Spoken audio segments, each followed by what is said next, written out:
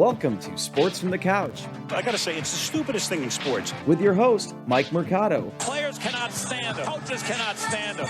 Most importantly, the fans can't stand him. Brought to you by Mercado Airwaves. I'm gonna say it once, and hopefully I'm wrong, but it's a disaster waiting to happen. That is so bad, that is absolutely brutal. Hello and welcome in, friends, to another edition of Sports from the Couch here on Mercado Airwaves. I'm your host, Mike Mercado. I want to thank you so much for making us a part of your day.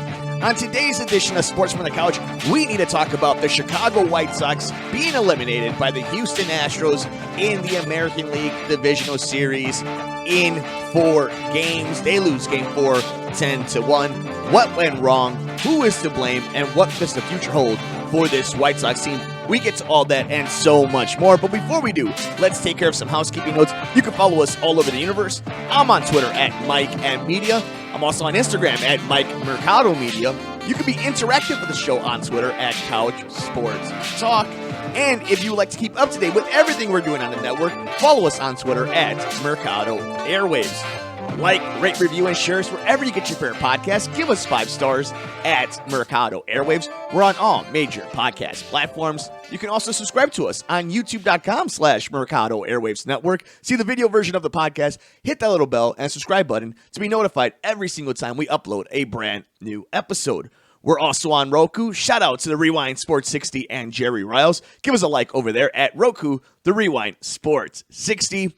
You can become a producer of the network. Get your ad promoted right here on every show on the network by visiting us at patreon.com/Mercado Airwaves and check out our swag over at teespring.com/Mercado Airwaves. Don't forget, if you're here locally in Chicago, every Sunday night, 9 p.m. to 10 p.m., we recap everything that was the weekend sports in Chicago on WCPT 820 AM, where facts matter. It is then posted all over the universe on YouTube, on SoundCloud, on Spotify the very next morning. That's the Sports Cubicle with my co-hosts Devin Tingle, Dan Marver, Paul Shivari, and of course myself every Sunday night here in Chicago. Let's get right into it, guys. It was a crazy Game 4, right? White Sox lose 10-1, eliminated from the playoffs. And I have some thoughts, some things I just kind of wanted to talk about. And I guess before we really just break this whole thing down is I can see both the frustration and the optimism from a lot of my friends who are Sox fans, a lot of people in this industry that cover the White Sox. I think it's going to be a very interesting offseason. And I think the conversation is going to need a little nuance when it comes to this team because there's a lot of blame to go around. There's a lot of success too, and we're going to get to all that. But I think for the most part, it just feels like there's something undone, unfinished business, if you will. The danger is there's nothing guaranteed. And I think before we really get into this, I think that's something that Sox fans need to understand. Baseball fans need to understand. And it is something that Cub fans have dealt with in the beginning of all this as they've seen their team kind of go through their own rebuild process in the Chicago Cubs. Nothing's guaranteed. And you got to strike while the iron's hot. And I don't know if the White Sox are going to have enough time to do that. They got the talent. They got the infrastructure right now to do it. It's time to spend money. It's time to pull the trigger on things. And it's time to take advantage of the situation you're in. But they didn't do that in this case, and it possibly cost them a trip to the World Series. At the very least, it cost them a divisional series, and we're going to talk about all that. And I think the first thing we want to tackle on this edition of Sports from the Couch is what went wrong. The obvious thing, and trust me, I know you guys are waiting for it. We're going to get to the Tony La Russa thing. I'm not here to completely bury the man. He's got his faults and his blame in this series. But I think the first thing is they didn't hit. This was a team that slugged its way to a really good record, has some of the most deep, most talented group of guys on a roster in anybody in Major League Baseball, but they don't do the little things correctly. And that is why you're supposed to bring in somebody like a Tony La Russa. But again, we'll get to that in a little bit. In this series, they simply didn't hit. They didn't get guys on base. When they did, they didn't bring them in. And it wasn't unless you had these crazy all-time great home runs like you did in Game 3 or random home runs here or there in a game. Like, there was nothing consistent about this White Sox team. And when you're not hitting, when your big bats aren't doing anything, like an Eloy or an Anderson, a Robert, like, you just keep going down the list, how are you supposed to win a series? All right. Well, then you look at what else didn't work. If your batters, if the thing that got you there isn't working, the thing that helped you just as much as anything in the first half of the season was your pitching staff. And that disappeared. You couldn't get guys into the 4th or 5th inning. And that was just going to deplete your entire bullpen. From Lynn to Cease to Rodon. I mean, it just wasn't good. And we saw issues the entire way of the second half with Carlos Rodon specifically. He didn't look right. He looked hurt. He couldn't get the velocity up. And if all you're doing is giving somebody fastballs, and they're going to catch up to it at some point. Kopech, especially bringing him in that second game. When you did. The fact that you didn't warm him up when Rodon was looking like he was laboring. Lucas Giolito has had great games against Houston. I mean, if it wasn't for that offensive explosion, there's just so much weirdness that came from this team that was let down, that carried them, that helped them so much throughout this season. Now, if you're looking for something that Tony did, it was the lack of shifting. Houston was always in the right place at the right time because they knew they had the data and they utilized it. The White Sox didn't. And it cost them. Every single time. These guys in Major League Baseball in 2021 are so smart, and they got it down to a literal science. And it seems like the White Sox just ignored it. They don't implement the shift that much to begin with. Yet look around all the teams that are still alive in the playoffs. They do. It was a critical thing, and we saw it bite them in the butt. And the Astros were always at the right place at the right time. Now, if you've been following us here on Sports from the Couch, if you listen to us over at the Sports Cubicle, I said the White Sox could go as far as Houston let them. And I know that it was a weird thing in June for people to hear, but I always thought this was the buzzsaw of a team. They have a good enough pitching staff. We saw it. They got a consistent enough lineup that other than Maldonado, 1 through 8, they are a murderer's row and hard to get out. They have a veteran manager. They've been to the World Series. This is a hard out of a team. Then you look at the White Sox. So you have that matchup with Houston. And, on paper, people can make the argument that the White Sox have just as talented of a team as Houston. But it's all the other intangibles. And one of the big things is inexperience from this White Sox team. And that's what Tony was supposed to help with. But this team has never done anything. And I don't mean that as like to be rude, to be mean, to cut the knees, but think about what the expectations were. What they put on themselves, what the fan base put on. That wasn't on purpose. That was because they brought it in, they invited it, and we could see the talent in the roster. But this is a team that has only won now 2 playoff games, has never gotten out of the divisional round. Or, I mean, I guess because it was a wild card last in the pandemic season, and this is actually the divisional series. They didn't get out of the first round anytime they've been in the playoffs. You can't win a World Series unless you win a divisional series first. And this White Sox team hasn't done that. So then you look around that whole roster. When you met a team that had a Correa, a Tuve, a Bergman, that have seen it all, done it all, that's where those type of things matter. That's why when you hope to bring in a La Russa, that it actually helps them. And then the big thing that everybody can see, you don't have to be an expert, you don't have to have a show. The Astros were killing them by paper cut. From game 1, this team was just getting hit after hit after hit. And for the Astros to have so much calmness throughout the entire series, never feeling like they were out of it, even if they were down, they always felt like they were going to just chip away. They were going to just chip away at whatever the lead was, whether they had it or not. They were just going to add on to it. And when you have a team like the White Sox who are going to put guys on base because they're not shifting, they're not properly playing defense, then leads into one of their biggest Achilles heels. This was a bad defensive team. This is a team that batted the ball around really a lot. This is a team that didn't play the outfield well. And Grandal is notorious for letting balls pass him. This guy has been benched in playoff series before because he's done that. And something I didn't account for was I accounted for the bad defense. I accounted for the inexperience. What I didn't account for was what Houston was going to do in Game 4 on the base paths. Every single time Rodon threw a ball and it hit the dirt and Grandal couldn't get it, they were on the move. And we even hear there's reports that Carlos Rodon didn't want to throw anything like that because he was nervous. You can't have that if you're the White Sox. Maldonado can't hit for a lick. And he kept the White Sox in check. He kept control of that pitching staff. You know, it's an interesting thing of when you're building a roster that's ready to win a championship, where they're serious contenders.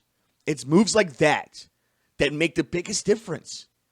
The margin for error in a series like this was that small, and all it was Altuve being on base, and every single time that ball moved a little bit on the dirt, he was gone.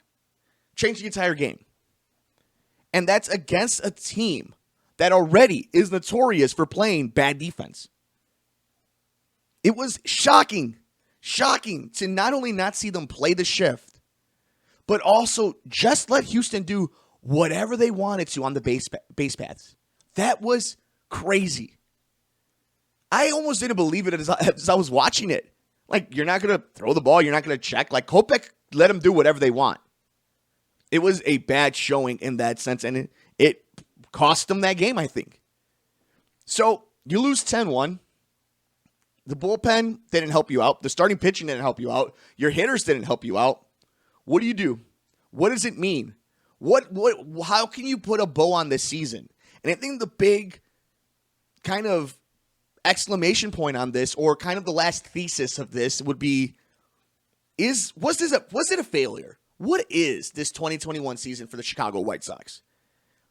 I think, firstly, was it a failure? Yes. While it was a fun season with a lot of moments of success. All these things can be true. This was a failure of a season for the Chicago White Sox. They did not win the World Series. This is the same team that demanded to be respected and to be considered contenders on social media, in interviews. The way they played on the field, rightfully so, they dominated. They destroyed the AL Central. Overcame so much adversity from injuries. This is a team that talked its stuff, rightfully so, in the regular season. They were the ones that were telling us they were all in and bust, both actually in interviews and by bringing in a TLR. You don't bring in Tony for a team that's developing. You bring him in to try to win a championship. So with all that context, yes, it's a failure with a lot of success. Because you did run away with the division. You did win a division after not last year. A lot of your guys did develop. You do feel like this team is probably in a better place now than they were just last year. But this was a failure for the ultimate goal.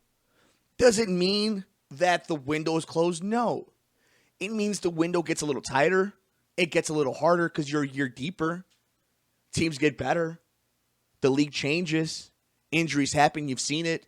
How much it could derail you. That's why you got to strike when the iron's hot. Was it a failure for the Chicago White Sox? Yes. Was it a season full of awesome moments? Of course, and I hope White Sox fans enjoyed it. But when the ultimate goal that you have put on yourself, it's not everybody else, that you have done, that falls on you. It is a failure because you set the expectations. You did that from ownership all the way down to the captains.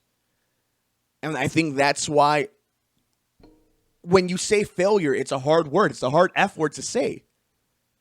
But there's truth to it. There's nuance to it. There's many layers to it. Ask them. Ask the players themselves if they feel like it's a failure. You know, they're going to look back at time and think about how much fun they had, all the good times that they had winning, and so much personal success, and guys are going to get paid because of this. But they all felt like they were championship contenders until other championship contenders showed up. This was a team that didn't have a great record after the All-Star break. This was a team that didn't have had a record below 500 against teams, playoff teams with 500 records or better. They beat up on bottom feeders, which you're supposed to do when you're a good team. There has been development. They probably are in a better place. But the ultimate goal was to win a pennant and get to the World Series, and they didn't do either. It was a failure of a season.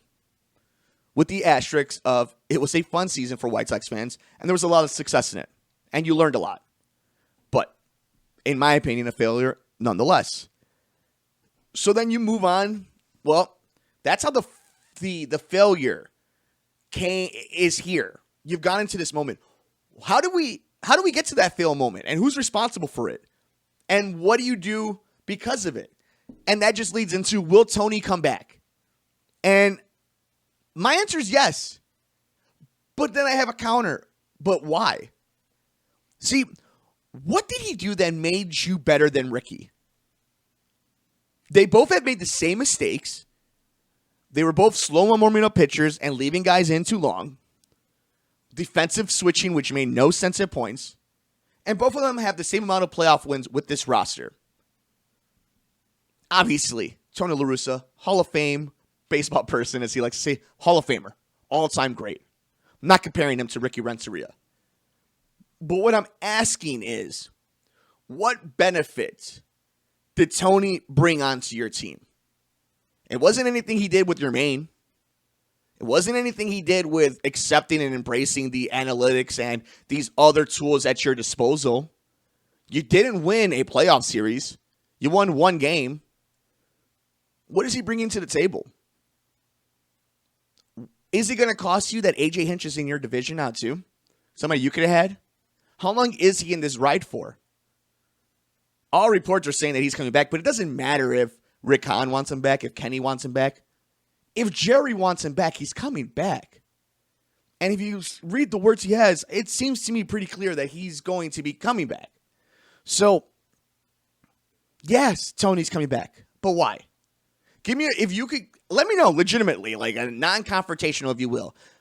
Let me know on the comment section below, all over the universe, on Twitter at Mike M Media, Instagram, Mike Mercado Media, and of course, here on Sports from the Couch on Twitter at Couch Sports Talk. Will Tony La Russa come back to manage the White Sox? And if so, what benefit has he brought to the team? I want to know your thoughts because, I mean, other than being Tony La Russa, I haven't seen anything. And the things that he was supposed to help or be the X factor for didn't pan out. So I really want to know your thought. You're tuned into Sports from the Couch here on Mercado Airwaves. I'm your host, Mike Mercado. We are recapping the Chicago White Sox losing to the Houston Astros in 4 games, 3 games to 1. Houston Astros take the final game of the series 10-1, and a lot of questions about the White Sox moving forward. And, you know, one of the things that kind of upset me, I don't even know if the word is upset, but it just goes back to TLR. It's like him then fighting with the Astros after Eloy got hit, and yeah, it sucked, and whatever, Altuve got hit, and it's just, it doesn't mean anything. It doesn't mean anything because you're already losing. What do you do? What are you doing? What is this performative act? It was just weird.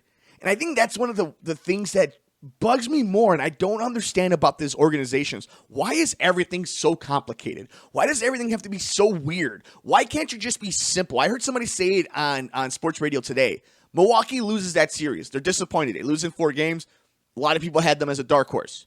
They go quietly. They don't say anything. This White Sox team, always something's going on. It's very, very just wonky to me. The other big thing then from this playoff series is what's going to happen to what's next for Carlos Rodon and what do you do with Michael Kopech? For Carlos Rodon, I think he's going to hit free agency and they're not going to pay him. Somebody's going to pay him. I hope he gets a good amount of money. But I don't think it's going to be this organization, which means you're going to have to address this pitching staff, which you're already going to have to do to begin with because Dallas Keuchel can't be used, can't be trusted. Michael Kopech, is he going to be able to pitch over 150 innings? Is he going to learn more pitching, more pitches to have, and not be a thrower, but be a pitcher? And he's a hell of a thrower. So the White Sox have problems now. One of their strengths this season is going to become a weakness. And then it's going to lead into one of their other weaknesses, their notorious perspective or their perception of being cheap and not going after free agents. Because they're going to have to. Look at all the teams in Major League Baseball right now that are in the postseason. They all spend money. Minus, I think it's Milwaukee and Tampa Bay. They all spend money. The White Sox are right there. They're middle of the league when it comes to payroll. Pay some cash, get some guys in there, and get this right. Stop making stupid mistakes. Play disciplined baseball, follow the data, and let your talent take over a series like it should be able to. And that's not just on the managers. That's just not on the front office. That's on the players too. This was a total ball drop by the front office and the players. Period. They all failed. And they all disappointed themselves. And you could go from this is how, if you're looking for a stamp on this, the microcosm, just one scenario to show that this was an entire thing, an entire organizational failure. Rick Hahn and Kenny Williams trade for Craig Kimbrell. Craig Kimbrell comes to this team. Now you have two closers, right? With Hendricks and Kimbrell. Well, it's up to the manager to make sure that he talks to his guys, knows his personnel, and puts them in the right scenarios to succeed. One guy says, I'm okay going to the eighth. One guy doesn't. So what do? You put the guy who's not cool with going to the eighth, and you move him in the eighth. And then it just never works. Because you don't want to switch things up. You don't want to adjust if you're Tony La Russa. And if you're Craig Kimbrell, you've been broken other than that when the Cubs pitching lab fixed you. Hall of Fame catcher probably. But pitcher, but it's been broken. Failure on all levels. Failure on the manager to put his player on the right place to succeed. Failure on the front office from making the trade to begin with. Failure on the player for not delivering. An entire F across the board. White Sox fans are going to think I'm going way too hard on the paint because I'm a Cub fan. I will say you're a hater. Just kidding. I understand it because there were a lot of good for this season. And there's a lot of baseball teams, a lot of sports cities that would love this type of failure. But the Chicago White Sox, for so many different moments in this offseason, during the middle of the season, even in this postseason, were looked to be World Series darlings. They played so great at times. They literally ran away with the division by midsummer. But it's because of that we really didn't get to see this team tested. It's because of such a early lead and dominating performance to start the season. We didn't question the diminishing returns of that pitching rotation or the lack of winning against a good team. And finally, I caught up to them.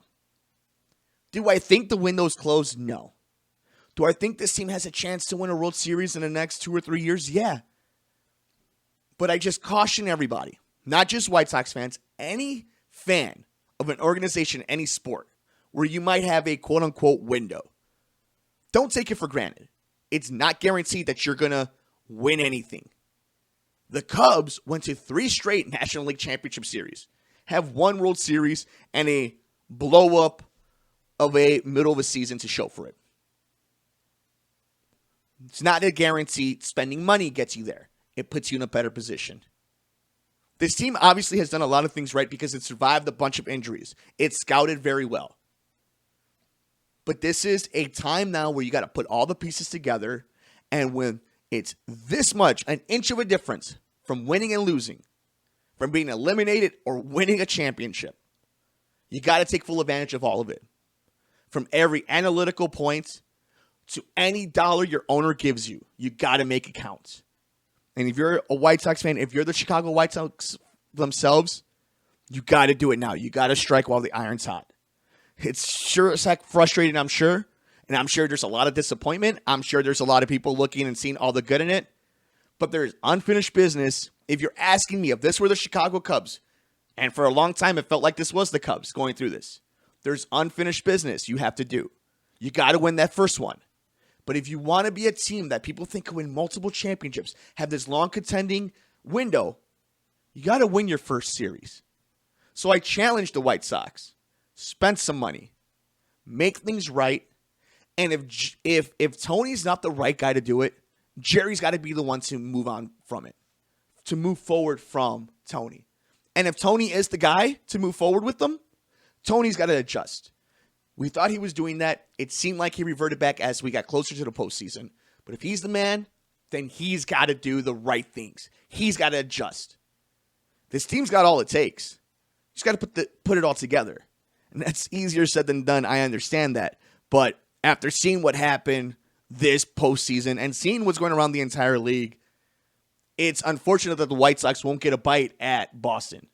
And who knows what's going to happen on the other side. But that's baseball, right? That's baseball. And the White Sox had their chances, couldn't put it together. But now you got to dust yourself off. And both Chicago teams have to go to the bulletin board and come up with a new game plan. Let me know your thoughts, though. What did you think about the White Sox performance in the divisional series against the Houston Astros? How would you label this season? Was it a disappointment? Was it a failure? Was it a type of season? Was it a mid type of season? Was it a great season? Where does this rank amongst seasons of the Chicago White Sox? I want to know your thoughts. Follow us all over the universe. I'm on Twitter at MikeMedia, Instagram, Mike Mercado Media, and of course, be interactive with the show on Twitter at Couch Sports Talk. Like, rate, review, and share us wherever you get your favorite podcast at Mercado Airwaves, and subscribe to us on YouTube, youtube.com/Mercado Airwaves Network. Get your brand or your organization, your logo, sponsorship right here on the show by visiting us at patreon.com/Mercado Airwaves, and check out the swag over at teespring.com/Mercado Airwaves. Don't forget, if you have a question, a comment you would like on the mailbag edition of Sports from the Couch, leave us an email over at sportsmercadoairwaves@gmail.com. That's sportsmercadoairwaves@gmail.com. And if you're in the Chicagoland area, join us this Sunday night as we recap Bears versus Packers, and of course, everything of the fallout of the Chicago White Sox being eliminated from Major League Baseball's postseason. That's this Sunday night on the Sports Cubicle on WCPT 820 AM in Chicago. Enjoy all the games. Please take care of yourself. Take care of each other. We will see you next time here on Sports from the Couch on the Mercado Airwaves Network. I'm Mike Mercado.